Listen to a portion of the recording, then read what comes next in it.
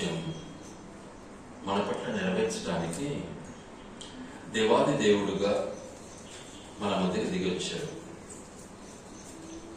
మనం దిగి ఉన్నాము అన్న సత్యాన్ని మనమైతే మర్చిపోతున్నాం, కానీ మన దేవుడు మన కొరకు దిగి వచ్చాడు. మనం ఆల్రెడీ కిందనే ఉన్నాం, మనం ఇంకా పైకి పోలేం. కానీ పైన ఉన్నాము అన్నట్లుగా మనం వ్యవహరిస్తాం.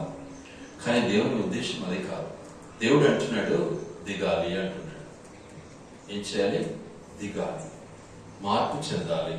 అందుకే ఆయన అంటున్నాడు దేవాది దేవుడు, ప్రభువుల ప్రభు, రాజుల రాజు ఈ లోకానికి తెచ్చటం మనకు ఎంతో గర్వకారణం. ఎప్పుడు అంటే ప్రభువును సంపూర్ణంగా అంగీకరించినప్పుడే గర్వకారణం. గర్వం అంటే గర్వించడం, అట్ల గర్వం కాదు, దేవుని ఎంతో ఆనందించడం. కాబట్టి ఆ సంపూర్ణతను మనం అనుభవిస్తేనే మనం ప్రభువులో కొనసాగటానికి ఆనందిస్తాం. గనుక ఆ దేవుని యొక్క ఆ ఉద్దేశాన్ని మన పట్ల నెరవేర్చడానికి దేవాది దేవుడు మన కొరకు ఏం చేశాడంటే ఈ లోకానికి దిగి వచ్చాడు. వచ్చి తన యొక్క ఉద్దేశాన్ని మన పట్ల నెరవేర్చడానికి ఏం చేశాడు ఒక్కసారి జ్ఞాపకం చేసుకున్నాం. ఎందుకంటే ఆయన ఇప్పుడు మనం ఆరాధించాలి, స్తుతించాలి. కాబట్టి ఎందుకు ఆయన వచ్చాడు, ఎలా వచ్చాడు? రోమాపత్రిక 8వ అధ్యాయము, రోమాపత్రిక 8వ అధ్యాయము 3వ వచనం. రోమాపత్రిక 8వ అధ్యాయం 3వ వచనం. శరీరమును అనుసరింపక ఆత్మను అనుసరించియే నడుచుకొను మన యందు ధర్మశాస్త్ర సంబంధమైన నీతి విధి నెరవేర్చబడవలెనని పాప పరిహారము నిమిత్తము దేవుడు తన సొంత కుమారుని పాప శరీరాకారముతో పంపి ఆయన శరీరమందు పాపమునకు శిక్ష విధించెను. ఎంత గొప్ప విషయం అండి, ఆలోచించండి. పాపం చేసేది మనము, పాపానికి బానిసలమైనది మనము. పాపము అంటే నిజంగా చెప్పాలి అంటే దేవుని యొక్క ఆజ్ఞను అనుసరించకపోవటం మనమే. కానీ దేవాది దేవుడు చూశాడు, నా బిడ్డలందరూ కూడా ఇలాగే నశించిపోతారు కదా అని ఏం చేశాడు? చాలా స్పష్టంగా మాట్లాడుతున్నాడు. దేవుడు తన సొంత కుమారుని పాప శరీరాకారముతో పంపాడు. పాప శరీరాకారంతో పంపాడు. ఆయన ఏ పాపం చేయలేదు,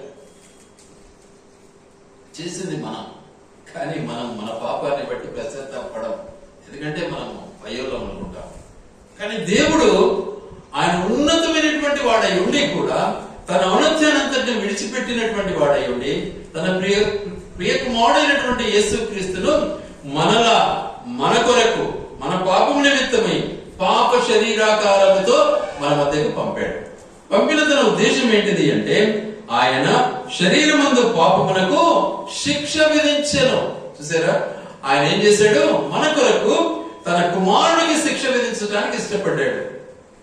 సాధారణంగా మన బిడ్డలు మనం శిక్షించాలి అంటే బాధపడతాం.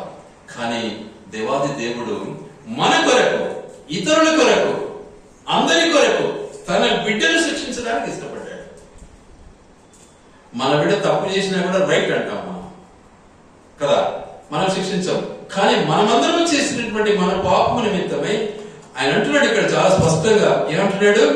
శరీరానుసారులు ఆయన శరీరమందు పాపమునకు శిక్ష విధించను. చూసారా, పాపం ఎవరు చేశారు? యేసుప్రభు చేశాడా? కాదు, మనమందరం చేశారు. మనమందరం ఎవరం? అసలు యేసుప్రభు దేవుని బిడ్డలమే. దేవుని బిడ్డలమని ఎలా చెప్పగలము అంటే చాలాసార్లు మనం ఈ మాటలు ధ్యానించినాం. దేవుని బిడ్డలు ఎలా అయ్యాము మనము అంటే మనం నిజంగా ఆదాము ద్వారానే ఈ లోకానికి వచ్చారు. ఆదాము లేకుంటే మనం లేము. ఆ ఆదామును ఏం చేశాడు దేవుడు?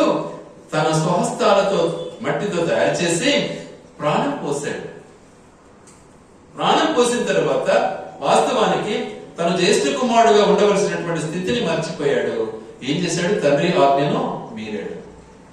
కనుక వాస్తవానికి తండ్రి ఆజ్ఞను మీరటం వల్ల ఏమైపోయింది పరిస్థితి అంటే ఆదాము నిజంగా తప్పు చేశాడే, మరి అందరూ కూడా పాపానికి నిజంగా శిక్షార్హులు అయిపోయినారే అని చెప్పి దేవుడు తన సొంత కుమారుడైనటువంటి యేసుక్రీస్తు ప్రభుల వారిని మన కొరకు పాప శరీరాకారముతో ఈ లోకానికి పంపాడు. పాప శరీరాకారముతో అంటే మన ఆకారం ఎట్టుంది? ఇప్పుడు పాప శరీరాకారం అయిపోయింది. పరిశుద్ధత లేదు మనలో. తల వెంట్రుకలు మొదలుకొని అరికాలు వరకు ఇప్పుడు మనలో ఏం లేదు. పరిశుద్ధత లేనటువంటి జీవితాన్ని మనం అనుభవించడంలో మనం ఎంతో నిమగ్నం అయిపోతున్నాం. అందుకనే దేవాది దేవుడు ఏం చేశాడంటే ఈ శిక్ష మనం భరించలేము. ఈ శిక్ష మన చేత కాదు. ఈ శిక్షను మనము ఏమంటారు టాలరేట్ చేయలేము. దాన్ని మనము సహించలేము. గనుక యేసుక్రీస్తు ప్రభుల వారిని ఈ లోకానికి పంపాడు. అంటే యేసుక్రీస్తు ప్రభు ఎవరు? అసలు ఎవరు ఆయన? యేసుక్రీస్తు ప్రభు ఈ రోజు మనిషి కాదు. లేకపోతే గత 2000 సంవత్సరాల క్రితం 2024 సంవత్సరాల క్రితం వచ్చిన వ్యక్తి కాదు. చూద్దాం ఆ మాటను ఒకసారి. యోహాను సువార్త 17వ అధ్యాయం. యోహాను సువార్త 17వ అధ్యాయం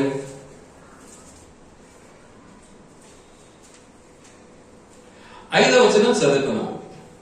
తండ్రి, లోకము పుట్టక మునుపు నీ యొద్ద నాకు ఏ మహిమై ఉండెనో ఆ మహిమతో నన్ను ఇప్పుడు నీ యొద్ద మహిమపరచుము. ఎంత క్లియర్ గా అంటున్నాడు చూడండి. ఏమంటున్నాడు? చాలా స్పష్టంగా మాట్లాడుతున్నాడు. లోకము పుట్టక మునుపు ఉన్నాడు. ఎవరు? యేసు ప్రభు. లోకం పుట్టక మునుపు ఉన్నాడు. దేవాది దేవుడు, సృష్టికర్త. అందుకే మొదటి అధ్యాయము 1వ వచనంలో కూడా ఆ మాట ఉంది. ఆది యందు వాక్యం ఉండెను. ఆది యందు యేసు ప్రభు ఉండెను.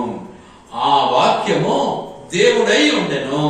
యేసు ప్రభువు దేవుడై ఉండెను. ఆయన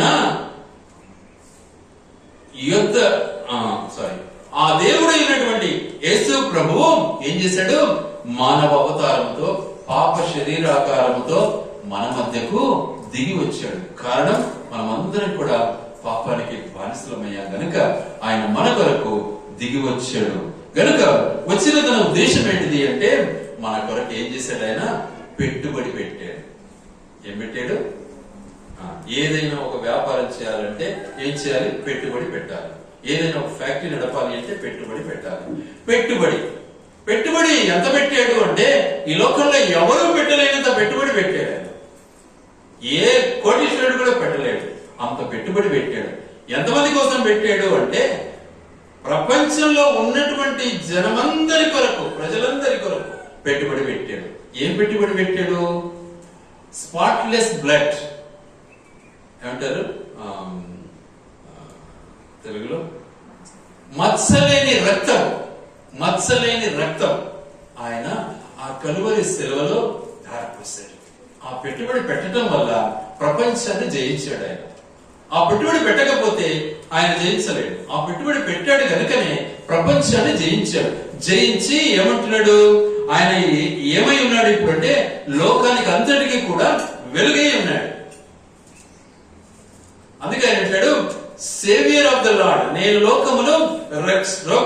లోకమునకు రక్షకుడునై ఉన్నాను అంటున్నాడు. నేను లోకానికి వెలుగునై ఉన్నాను అంటున్నాడు. I am the light of the world అంటున్నాడు. నేను సేవియర్ ఆఫ్ ద వరల్డ్ అంటున్నాడు. కాబట్టి ఆయన యొక్క రక్షణలోనూ ఆయన వెలుతురులోనూ మనం జీవించాలని ఏం చేశాడు? ఆయన మన కొరకు పెట్టుబడి పెట్టాడండి. కనీసం ఆ పెట్టుబడి మనం పొందుతున్నాము అంటే ఆ పెట్టుబడి ద్వారా మనము కొంచెమైన ఆదాయాన్ని పొందుదామా వద్దా? పొందాలా వద్దా?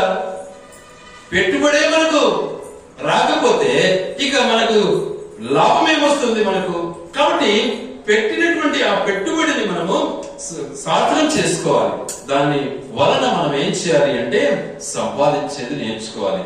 అలా మనం పెట్టుబడిలో నిజంగా పెట్టినటువంటి ఆ పెట్టుబడి మేరకు మనం సంపాదించినట్లయితే దేవుడు ఎంతగానో సంపాదిస్తాడు. ఉదాహరణకు ఒక మనుష్యుడు, ఒక యజమానుడు ఏం చేశాడు అంటే 3 దాసులకు ఆయన డబ్బులు ఇచ్చిపోయాడు. ఒకరికి 5 తలాంతులు, మరొకరికి 2 తలాంతులు, మరొకరికి 1 తలాంతు ఇచ్చిపోయాడు.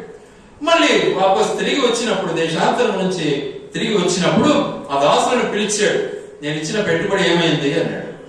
అంటానే ఆ దాసుల్లో 5 తలాంతులు తీసుకున్నవాడు ఏమన్నాడంటే, అయ్యా ఇదిగో నీ 5 తలాంతులు చాలు, నాకు నేను ఇంకా 5 తలాంతులు సంపాదించుకున్నాను, నాకు చాలా సంతోషంగా ఉంది, నీ 5 తలాంతులు తీసుకో అన్నాడు.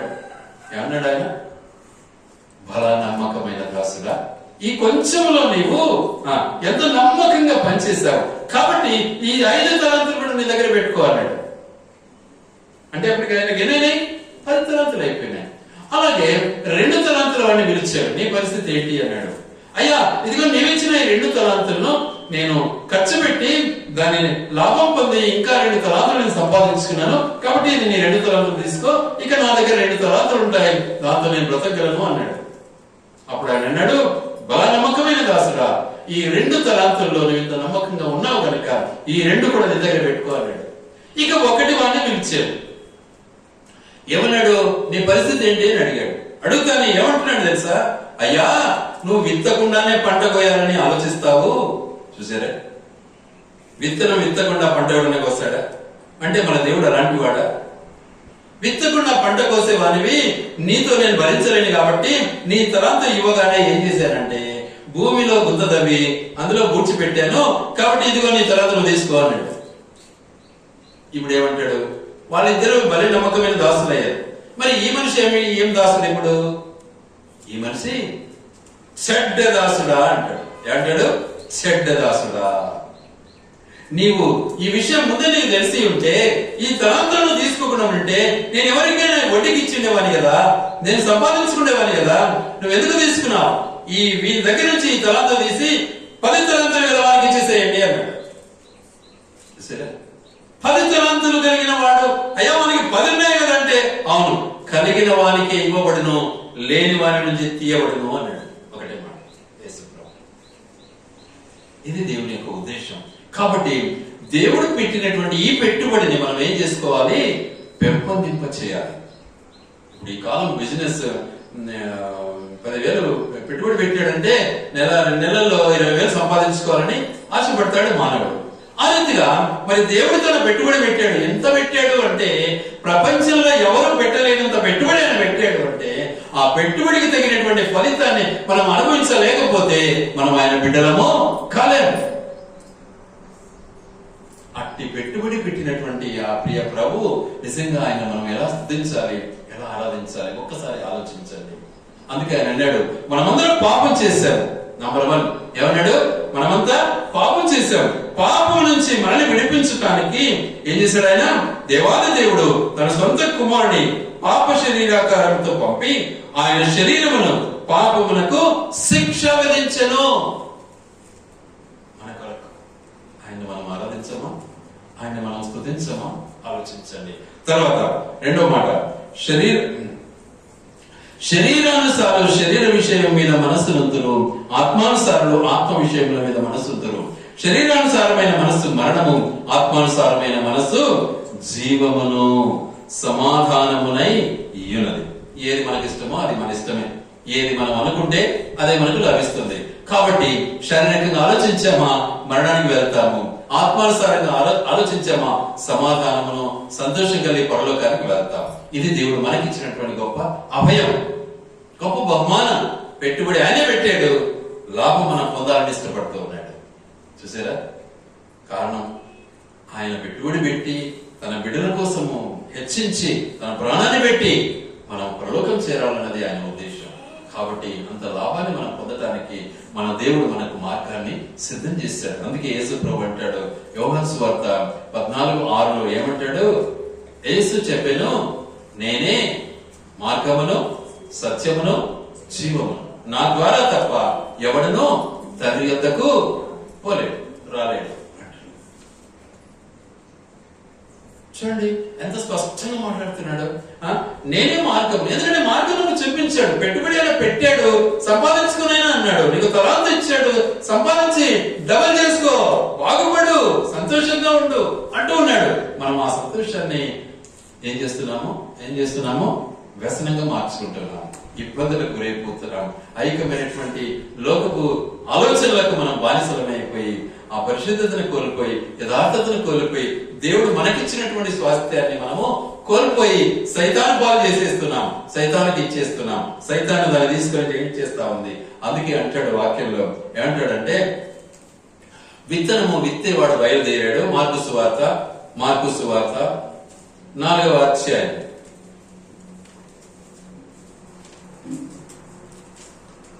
మార్కు సువార్త 4వ అధ్యాయం.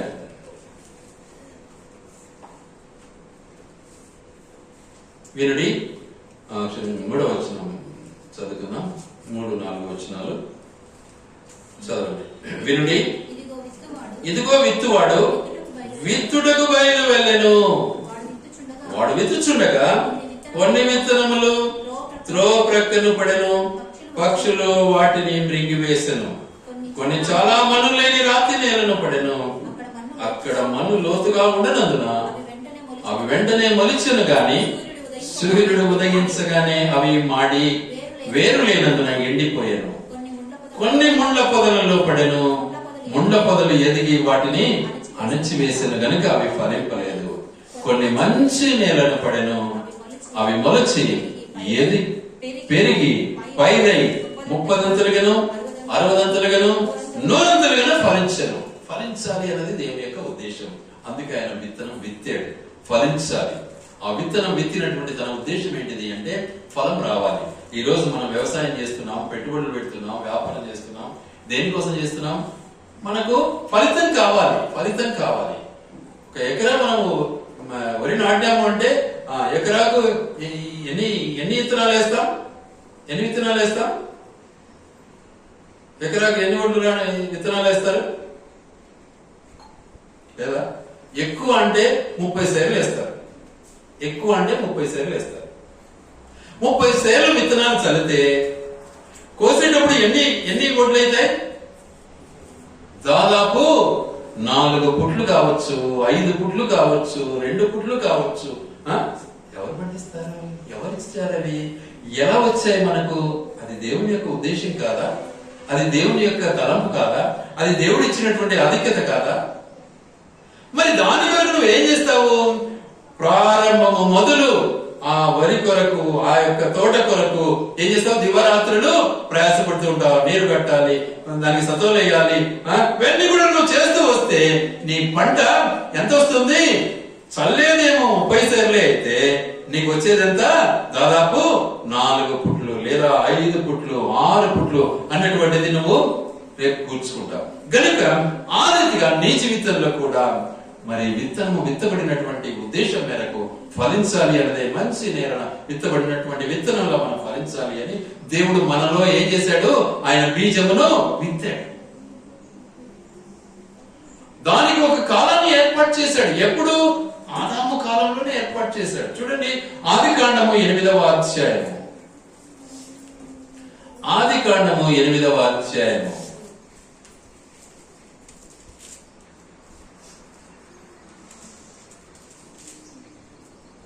22వ వచనం చదువుకున్నాం. భూమి నిలిచి ఉన్నంత వరకు వేదకాలమును, కోతకాలమును, శీతోష్ణములను, వేసవి శీతకాలములను, రాత్రింబగలను ఉండక మానవని తన హృదయములో. చూసారా? ఎప్పుడు 8వ అధ్యాయములో అంటే నోవహు కాల తదనంతరం దేవుడు ఏం చేశాడు? మనకు కాలాలను ఏర్పాటు చేశాడు. అంతకుముందు పంటలు లేవు అసలు. అక్కడి నుంచి ప్రారంభమైనాయి. ఏమంటున్నాడు ఇక్కడ? చాలా స్పష్టంగా అన్నాడు. మొట్టమొదట ఏం కాలం అంటాది? వెద కాలము అన్నాడు. వెద అంటే విత్తనం, విత్తే కాలము. విత్తనము విత్తే కాలము. వేద కాలము అంటే విత్తనము విత్తే కాలము. ఆ కాలాన్ని మన కొరకు ఏర్పాటు చేశాడు. చేసిన తర్వాత ఏం చేశాడు? 2వ కాలాన్ని మళ్ళీ జ్ఞాపకం చేస్తున్నాడు. ఏ కాలం అది? కోతకాలం. చూసారా? విత్తిన తర్వాత ఏ కాలం కావాలి మనకు? కోతకాలం కావాలి. కాబట్టి ఈ కోతకాలాన్ని కూడా మన కొరకు ఏర్పాటు చేశాడు. అట్టి కోతకాలాన్ని మనం అనుభవించడంలో మనం ఎంత ఆనందిస్తాం, ఎంత సంతోషిస్తాం. చిన్నతనంలో నేను వెళ్ళేవాడిని తోటల కాడికి, కాయళ్ళు వెళ్ళేవాడిని రాత్రులలో. కోత కోసిన తర్వాత ఒడ్లు ఇంటికి తెచ్చేవాళ్ళం. ఇవన్నీ కూడా చూసినప్పుడు ఎంతో ఆనందం అనమాట.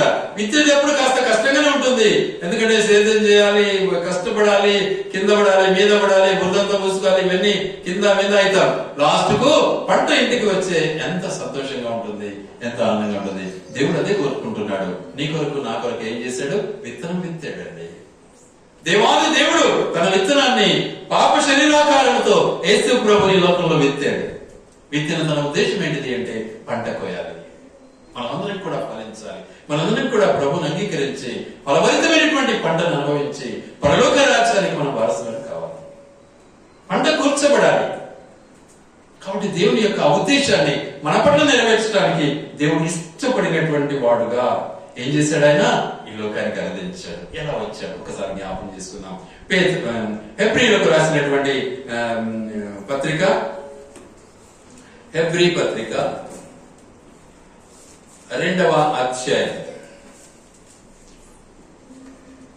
14-15 వచనాలు కలిసి ఉన్నాయి, చదువుకున్నాం. 2వ అధ్యాయం 14-15 వచనాలు కలిసి ఉన్నాయి, చదువుకుందాం.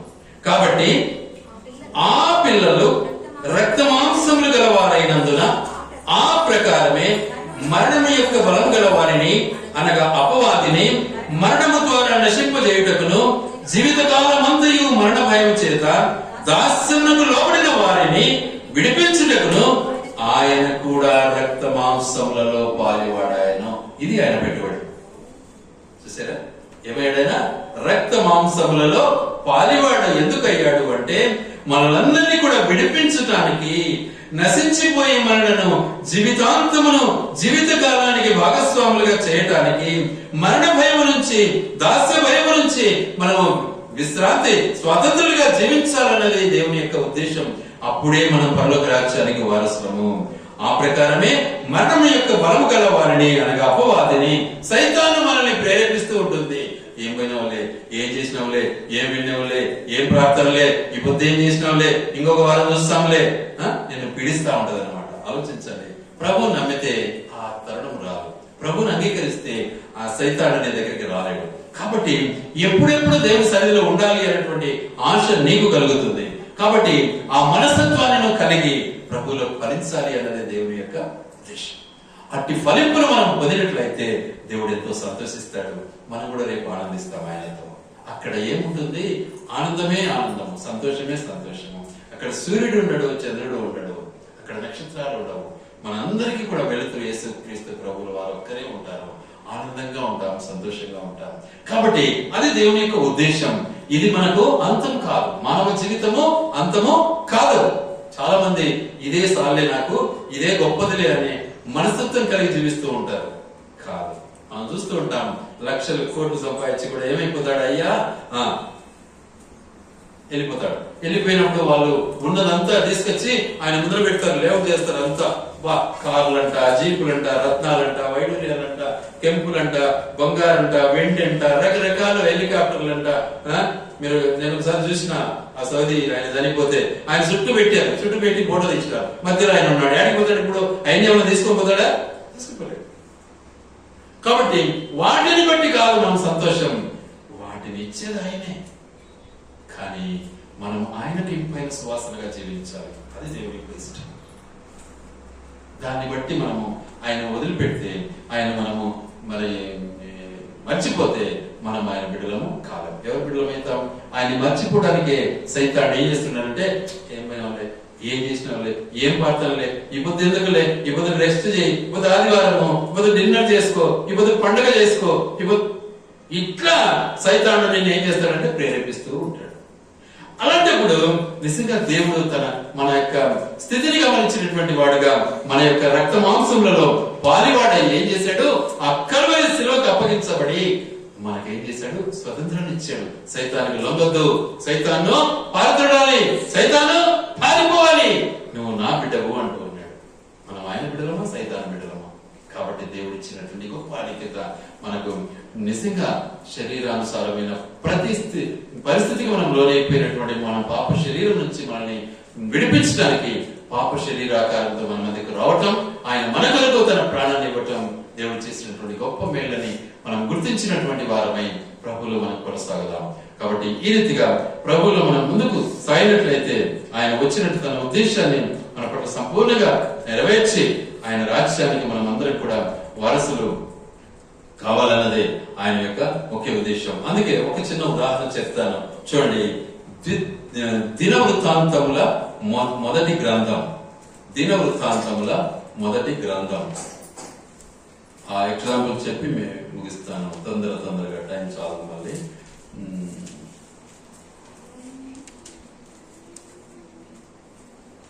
దినవృత్తాంతముల రెండవ గ్రంథం 31వ అధ్యాయం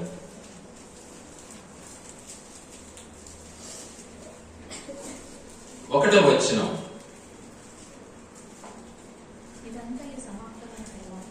30వ అధ్యాయం 1వ వచనం.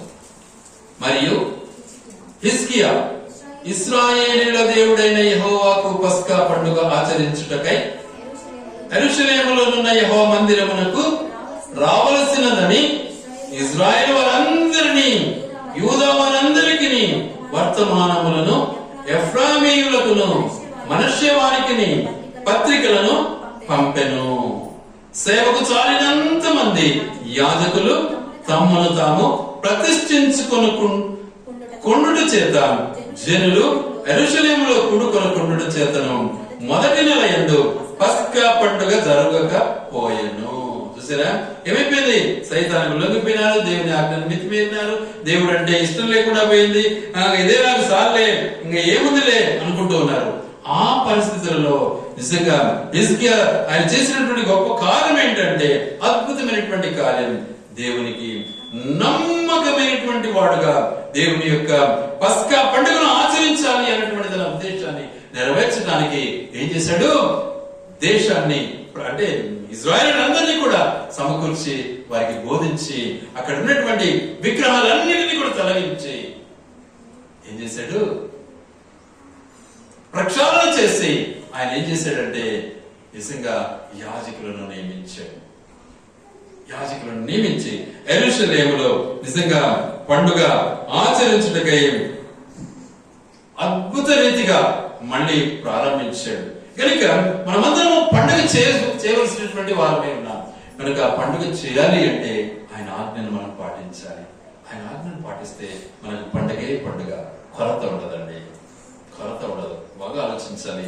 కోట్లు సంపాదించినంత మాత్రాన సమాధానం రాదు, కానీ ప్రభువుని అంగీకరిస్తే చాలు మనకు సమాధానం వస్తుంది. మన దగ్గర డబ్బులు లేకపోయినా కానీ సమాధానం మనకు లభిస్తుంది. కనుక మన ప్రార్థనే మనకు ఏమవుతుంది? మన ప్రార్థన మనకు ఆస్తి. మన ప్రార్థనే మనకు ఆస్తి. నువ్వు ప్రార్థన చేయాలి అంటే దేవుడు సమకూర్చేవాడుగా ఉంటాడు. నా జీవితంలో ఎన్నో నేను చూడటానికి దేవుడు నాకు కృప చూపాడండి. కాబట్టి నేను కూడా మరవలేను. నాదే సాక్ష్యం. నేను ఒకనాడు భయంకరమైన పరిస్థితి, ఎంతో దిన పరిస్థితిలో ఉన్నప్పుడు నా దేవుడు నన్ను జ్ఞాపకం చేసుకున్నాడు. దేవుడు నేను మర్చిపోలే, ఉన్నతమైనటువంటి స్థితికి తీసుకొచ్చాడు. మరి ఇంకా ఎన్నో కష్టాలన్నింటిలో కూడా నన్ను ఏం చేశాడు? పై స్థితికి తీసుకొచ్చాడు. వాటన్నిటిని జయించడానికి కావాల్సినటువంటి ఓర్పు సహనాన్ని ఇచ్చాడు. అద్భుత రీతిగా ఉద్యోగంలో కూడా అద్భుత రీతిగా ఉన్నతమైనటువంటి స్థానంలో నిలబెట్టాడు. ఉన్నతమైనటువంటి స్థానంలో నాకంటే సీనియర్లు కూడా నా దగ్గర తల టైప్ చేసేసాడు. అద్భుతంగా. గనుక ఆ ఆధిక్యత ఎవరికి దొరుకుతుంది అంటే ప్రభు నమ్మినటువంటి బిడ్డలకే దొరుకుతుంది. అంతమందిలో 2000 మందిలో ఎట్ ఎ టైం ఏమైపోయింది? దేవుని నామం కనపరచబడింది. ఎవరు ఆ బిడ్డ అంటే క్రీస్తు బిడ్డ అనే పదం అక్కడ వాడబడింది. ఇంతకంటే దేవునికి మహిమేం కావాలి? ఆయన చేసినటువంటి ఆ గొప్ప కార్యం పాప శరీరాకారంతో మన మధ్యకు రావటం, తన ప్రాణాన్ని బలి అర్పించడం, తన రక్తాన్ని కార్చడం, ఆయన పెట్టిన పెట్టుబడికి ప్రతీతంగా మనము సంపాదించటం, పెట్టుబడి కంటే అధికమైనటువంటి లాభాన్ని మనము అనుభవించటం దేవునికి ఇష్టమైనటువంటిది. కనుక అట్టి క్రియ హిజ్కియాలో కూడా మనం చూడవచ్చు. కాబట్టి హిజ్కియా ఎప్పుడైతే ఇక నీకు చాలయ్యా, ఈ కాలం ఇంకా నీతో అయిపోయింది, ఇక నువ్వు సరుకు సామాగ్రి అంతా సరి చేసుకో, ఇంకా నువ్వు పోవాల్సిందే అన్నప్పుడు ఆయన ఏం చేశాడంటే గోడ వైపు తిరిగాడు. తెల్లటి గోడ, ముఖం అటు పెట్టుకొని కన్నీళ్లు పెట్టి ఏడ్చాడు. ప్రభా, నేను నీ కొరకు ఎంత ప్రయాసపడ్డాను అన్నాడు. అంటే ఇప్పుడు దేవుడు మనిషి చేసే ప్రార్థన వింటాడా లేదా? వింటాడు ఖచ్చితంగా. ఏమన్నాడు? నేను నీ కొరకు ఎంత ప్రయాసపడ్డాను ప్రభువా, నన్ను ఇంతలోనే తీసుకెళ్తావా అన్నాడు. వెంటనే దూతను పిలిచాడు. దేవదూతకు చెప్పాడు, వెళ్ళు హిజ్కియాకు వెళ్ళి చెప్పుకో అన్నాడు. ఏమన్నాడు? నీకు మరలా 15 సంవత్సరాల ఆయుస్సు పొడిగిస్తున్నాను అన్నాడు. మనిషి ప్రార్థన దేవుడు ఆలకిస్తాడండి. ఆయన పెట్టుబడి పెట్టాడు, మన కోసం ప్రాణం పెట్టాడు. ఆలకించి మళ్ళీ 15 సంవత్సరాలు ఆయనకు ఆయుష్ పొడిగించాడు. నేను జీవితం అంతే, మనల్ని కూడా ఆయుష్ పొడిగించడానికి ఆయన సమర్థుడు. కాబట్టి అట్టి ఆయుష్ను మనము ఏం చేసుకోవాలా? మన హృదయంలో నింపుకోవాలి. ఆయన ఇచ్చే ఆయుష్ మనము అనుభవించడానికి సిద్ధపడాలి. ఆయన సిద్ధపడ్డాడు, ఆయనకి ఇచ్చాడు. కనుక దేవుడు మనకిచ్చినటువంటి గొప్ప ఆధిక్యతను బట్టి ఆయన వచ్చిన తన ఉద్దేశము ఎన్నో సత్యాలను మనం విన్నాం. కనుక మనం ఆయన ఏం చేద్దాం? ఇప్పుడు ఆరాధించుకుందాం. దేవుడు ఈ మాటలు ఆయన వినికిడిలో దీవించి ఆశీర్వదించునుగాక.